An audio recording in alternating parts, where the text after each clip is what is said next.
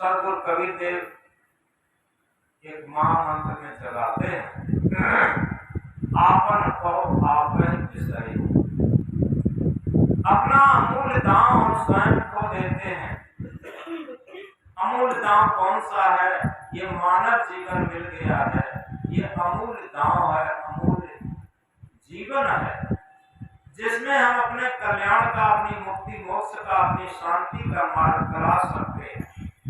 हम अपने जीवन में जागृत हो सकते हैं, लेकिन हम जागृत नहीं हो पाते, क्योंकि हम दुविधा में रहते हैं। दुविधा में दोनों गए माया मिली न राम। कई माताएं कहती हैं कि गुरुजी हमारे बेटे की शादी हो जाए और बहू घर में आ जाए, बहू जिम्मेदारी देखेगी, हम सत्संग भजन भक्ति करेंगे। लेकिन हमने कई लोगों से पूछा बाद में, तो कहते हैं कि गुरुजी पहले ये लगता था, लेकिन जब से बहू आ गई है तब से और बंधन बढ़ गया। अक्सर लोग क्या करते हैं, ये सोना है, ऐसे हम कहते हैं कि अभी नहीं, थोड़े दिनों के बाद हम भजन भक्ति कर लेंगे, अभी नहीं, थोड़े दिनों के बाद हम भजन भक्ति कर लेंगे। ये सब सोना। जब रोटी अभी खा रहे हैं, पानी अभी पी रहे हैं, जीवन के सारे उपयोगी काम अभी कर रहे हैं, और जो सबसे मां उपयोगी काम है, कल्याण का काम, मुक्ति का काम, ध्यान का काम, उसके लिए हम घर के लिए छोड़ रहे हैं। तो इस तरीके से हम ये जागृत होकर के समझे। कबीर देव समझाते हैं, आपन को आप ही विसरे। जैसे स्वर्ण कांच मंदिर में धर्मत भूखी मरी, वैसे ही गज फटिक शिला में दसमन आन हरे। आपन को आप ही विसरे। हम दूसरे को लाभ देते हैं कि हमें पति सही नहीं मिला, पत्नी सही नहीं मिली, पिता सही नहीं मिला, पुत्र सही नहीं मिला, गुरु सही नहीं मिला, शिष्य सही नहीं मिला। यथार्थ में अगर विवेक करके देखें, गलत कामों के लिए हम किसी को दोषी नहीं देते और गलत काम करते हैं। ये कभी नहीं कहते कि हमारे सास ससुर अच्छे हैं इसलिए हम गलत काम नहीं कर पाते। किसी का डर नहीं, किसी का भय नहीं, किसी का अदब नहीं। गलत कार्यों के लिए सबको समय है, लेकिन अच्छे कार्यों के लिए, भक्ति के लिए, भजन के लिए, ध्यान के लिए, साधना के लिए हम दूसरे पर दोष मढ़ते हैं। ये सबसे बड़ी भूल है। किसी का दोष नहीं है। और इसीलिए सदगुरु कबीर देव जगाते हैं, आपन को आप ही विसरियो। जैसे स्वर्ण कांच मंदिर में भरमत भूखी मरी। वो उदाहरण देते हैं, जैसे कोई कुत्ता कांच के मंदिर में घुस जाए, जिसमें कांच की चारों तरफ दीवारें हो, शीशे की दीवारें हो, तो कुत्ता क्या होता है, उसमें चारों तरफ उसकी ही आकृति दिखाई देती। और नियम होता है, कुत्ता जब कुत्ते को देख लेता है तो भौंकता, तो जिधर घुमाता है वहां उधर ही कुत्ते की आकृति दिखाई देती, और भौंक भौंक करके वो कांच मंदिर में ही मरता। जैसे स्वर्ण कांच मंदिर में धर्मत भूखी मरी, वैसे ही गज फटिक शिला में दसनन आन हरि। वैसे ही हाथी, स्फटिक शिला होती है, पत्थर होता है, वो शीशे की तरीके से चमकता है और उसमें अपना चेहरा दिखाई देता। हाथी जंगल में पहाड़ों के नीचे जब जाता है तो वहां स्फटिक पत्थर मिलता है, उसमें हाथी का चेहरा दिखाई देता। हाथी क्या सोचता है, ये दूसरा हाथी है, उसमें सर पटक पटक करके हाथी मरता है। वो सोचता है कि दूसरे हाथी से लड़ाई कर रहे। वैसे ही फटिक शिला में दसनन आन हरि, वो अपने दांतों को पटक पटक करके, सूंड को, मस्तक को पटक पटक करके, उसे लगता है कि हम किसी हाथी को मार रहे और स्वयं ही लोहान होकर के और उसमें मर जाता। ज्यों केहर मरकट मुंह स्वाद नहीं केवल घर घर रटक करियो। बंदर को पकड़ने वाले मदारी क्या करते हैं, एक सुराही में थोड़े चना भर लेते हैं, सुराही को जमीन के अंदर गाड़ देते हैं और उसका मुंह खुला रहने देते हैं। सुराही के चारों तरफ चना बिखेर देते हैं। बंदर आता है, पहले बाहर के चना बीन बीन के खाता है और इसके बाद वो सुराही में अपना हाथ डालता है और सुराही में चना भरे होते वो मुट्ठी को बांध लेता है कस के और इसके बाद मुट्ठी निकालना चाहता है, लेकिन अब चना भरे हुए मुट्ठी निकल नहीं रही है सुराही से। वो क्या सोचता है कि सुराही ने मुझे पकड़ लिया। तब तक मदारी आता है, दो डंडे लगाता और जंजीर में बांध के ले जाता और घर घर रटक करियो, यानी घर घर उसके साथ ले जा करके भीख मंगाता है और स्वयं मांगता है। उस बंदर को कोई दूसरा नहीं फंसाया, वो स्वयं ही चने के लोभ बस फंस गया। जो केहर पर निरख उपजर प्रतिमा देख करियो। केहर कहते हैं सिंह को। सिंह भी इतना जो शक्तिशाली जानवर होता है और अपने चेहरे को कुएं में देख करके उसमें छलांग लगा देता। इसके पीछे एक छोटी सी कहानी रहती। एक बार जंगलों के जो जानवर थे उनमें मीटिंग हुई कि जो जंगलों का राजा शेर है वह हम लोगों को सही तरीके से निश्चिंत तरीके से अपना भोजन आहार नहीं लेने देता। अतः हम लोग मीटिंग करें और बारी बारी से जो इस जंगल का राजा है शेर, उसके पास हम लोग पहुंचते रहेंगे बारी बारी से, तो हम लोग निर्भय हो जाएंगे। मीटिंग किया, धीरे धीरे सभी लोग जिसका नंबर था उन्हीं में से एक पशु हो जाता, एक जानवर हो जाता और सिंह उसे खा लेता। अब उसे कहीं शिकार करने की आवश्यकता नहीं रही। अब सभी जानवर थे वो सब निश्चिंत हो गए। एक दिन क्या होता है, एक खरगोश का नंबर था। खरगोश ने सोचा मरना तो है ही मुझे, एक युक्ति लगाते। खरगोश बहुत देर होकर के जाता है सिंह के पास। सिंह भूख से व्याकुल हो रहा था और छोटा खरगोश देख करके वो गुर्राता है और कहता है कि एक तो बहुत छोटा जानवर और बहुत लेट होकर के आया, मैं कितना भूखा हूं तुझे मालूम है। तो उस खरगोश ने क्या कहा, खरगोश ने कहा कि महाराज आपकी बात बिल्कुल सही है, मैं छोटा जरूर हूं लेकिन मैं दो लोग आ रहे थे छोटे होने के नाते। लेकिन एक बात बताएं, आप जंगल के राजा आप ही हैं क्या कोई दूसरा भी है? सिंह फिर बोल रहा है कि मेरे रहते कोई दूसरा कैसे हो सकता, कि नहीं सरकार, एक दूसरा भी सिंह है, दूसरा भी राजा है, हम दो लोग आ रहे थे। उसने पूछा कहाँ जा रहे, कि मैं राजा के पास जा रहा। तो उसने कहा कि मैं भी एक राजा हूँ, एक साथी मुझे चाहिए। तो उसने दूसरा साथी मेरा था उसने ले लिया। अब नीति तो ये कहती है अगर वो राजा नहीं है और आपका दुश्मन है तो दुश्मन को मारकर ही भोजन लेना चाहिए।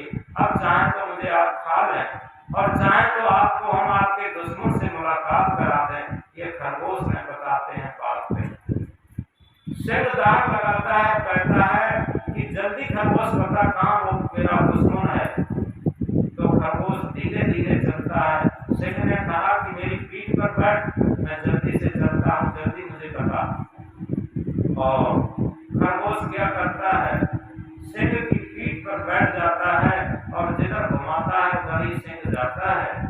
और जाकर के धीरे धीरे वो जंगल में एक बहुत बड़ा कुआं था, कुएं के पास ले गया और कुएं के पास ले गया और ये कहा कि महाराज देखो इसी गुफा में झांको, इसी गुफा में वो बैठा है आपका दुश्मन। और जैसे ही झांका तो क्या देखता है, सिंह को अपना प्रतिबिंब दिखाई दिया और उसकी गर्दन पर जो खरगोश बैठा था उसका भी फोटो दिखाई दिया। उसे सत्य महसूस हुआ कि हमारा साथी उस दूसरे सिंह ने ले लिया। और इस क्रोध में वो सिंह जैसे ही दौड़ता है, कुएं में से भी प्रतिध्वनि आती है दौड़ने की। वो सिंह सोचता है कि वो दौड़ रहा है और क्रोधावेश में आकर के वो सिंह जैसे ही छलांग लगाने के हुआ, उस सिंह की तरफ खरगोश उड़ के बाहर हो जाता है और सिंह धड़ाम से कुएं में गिर जाता है। वहां कोई सिंह नहीं था, उसकी प्रतिमा थी, उसका प्रतिबिंब था। और उसी को कवि साहब समझाते हैं, ज्यों केहर बब नृत्य कुपिजल प्रतिमा देख पाई। ज्यों सिंह कुएं में अपनी प्रतिमा को देख करके ही दूसरा सिंह समझ करके ही और उसमें गिर करके मर जाता है। और बताते हैं कि मरकट मूठ स्वाद नहीं केवल घर घर कहे कबीर ललनी के सुबह तोय कौन पकड़े। ललनी एक यंत्र होता है, तो सुबह पकड़ने वाले, तोता पकड़ने वाले क्या करते हैं, उस यंत्र में एक चरखी लगी रहती है और चरखी पर एक पायदान रहता है। उस चरखी के नीचे एक थाली में पानी भर देते और चरखी के ऊपर एक तार लगा होता है, उसमें लाल मिर्च या लाल फूल लगा देते हैं। सुबह को लाल फूल या लाल मिर्ची बहुत पसंद रहती, लाल चीज। तो सुबह जैसे ही वो उस लाल मिर्ची को खाने के लिए उस पायदान पर, चरखी के पायदान पर बैठता है, वैसे ही चरखी घूम जाती है और तोता उस पायदान को पकड़ लेता है कस के और नीचे वो उसका सिर हो जाता है और उसके पैर ऊपर वो पायदान को जकड़े रहते हैं। नीचे क्या होता है, उस थाली में पानी भरा है, नीचे वो निगाह करके जब तोता देखता है तो नीचे उसे पानी का सागर जैसा लहराता दिखाई देता। तोता सोचता अगर मैंने पैर छोड़ दिए तो इस पानी में मैं डूब जाऊंगा, इसलिए जकड़ के पायदान को पकड़े रहता और तब तक तोता पकड़ने वाला आता है, उस तोते को पकड़ लेता। कबीर साहब समझाकर कहते हैं कि कहे कबीर ललनी के सुआ तोय कौन पकड़े। तुझे कोई पकड़े नहीं है, तू ही उस ललनी यंत्र को पकड़े है। तो इसी तरीके से कबीर साहब ने इतने उदाहरण देकर के इस चेतन जीव को समझाया। क्या समझाया कि हम लोभ बस मोह बस इस संसार को पकड़े रहते। जिस तरीके से हाथी, बंदर और शेर, ये सब लोग अपने अपने स्वार्थ में, अपने अपने लोभ में, अपने अपने प्रतिबिंब को देख करके ही और उसमें मरते। और इसी तरीके से हमें क्या लगता है, पत्नी सोचती है पति में सुख है, पति सोचता है पत्नी में सुख है। इसी तरीके से और तमाम सांसारिक चीजों में सुख महसूस होता है। पिता को लगता है कि पुत्र अगर हो जाए तो उसमें सुख हो जाएगा, पुत्र सोचता है कि पिता हमारे अनुकूल हो जाए तो उसमें सुख हो जाएगा। इस तरीके से जो सुख है अपने से बाहर हम खोजते हैं और यही सोना, यही हमारे बंधन का कारण है, यही हमारे मोह का कारण है और यही हमारे अज्ञान का कारण है। हम कपड़े बदल लेते हैं, हम स्थान बदल लेते हैं, लेकिन मन को नहीं बदल पाते। जब तक हम मन को नहीं बदल पाते हैं तब तक हमारे में कोई परिवर्तन नहीं होगा। कितने ही हम बैराग में कपड़े पहन लें, ड्रेस पहन लें, कुछ भी होने वाला नहीं है, केवल हम अपने मन को बदल लें। तो इस तरीके से सत्संग एक दर्पण के समान होता है। आज का विचार भी लिखा गया है इसी पर। सत्संग एक दर्पण की तरीके से होता है, जैसे दर्पण में हमारा बाहरी चेहरा दिखाई देता, ऐसे सत्संग रूपी दर्पण में हमारे आंतरिक चेहरा दिखाई देता। आंतरिक चेहरा हमारा कैसा है, ये विचार करने की चीज है। हम बाहरी चेहरे को बहुत सजाते हैं, लेकिन आंतरिक चेहरे को कभी एकांत में बैठ करके अपने हृदय के दर्पण पर देखते हैं क्या? कभी जब हम अपने आंतरिक चेहरे को देखना शुरू करेंगे तो समझ में आएगा कि देखकर मत रीझना ऊपर की सफाई पर, देख कर मत रीझना, ऊपर की सफाई पर वर्ग सोने का लगा है गोबर की मिठाई पर। अगर विचार करें ये शरीर क्या है, हड्डी मांस का पुतला है और ये 5 तत्वों का है। इसमें सुंदर नाम की क्या चीज है, ऊपर से खाद से मड़ा है, अंदर टट्टी पेशाब मांस खून रक्त पसीना एक तो सब है वो क्या। और इसी में पूरे जीवन सुख मान करके हम आनंद मान करके आसक्त हो करके और इसी में डुबकियां लगाते रहते और हम कहते हैं अपने को बहुत ज्ञानी। यथार्थ में जो अभी हमने कहा था, सत्संग एक ऐसा दर्पण है जिसमें हमें आंतरिक चेहरा दिखाई देता। अगर हम सच्चे सत्संगी हैं तो अपने अवगुणों को देखना शुरू करेंगे और अगर हम अपने अवगुणों को वाक्पटुता से चातुर्यता से ढांकने का प्रयास करते हैं तो निश्चित है पक्के असत जिसे कहते हैं, एक होता है सत्संग, एक होता है कुसंग। तो सच्चे कुसंगी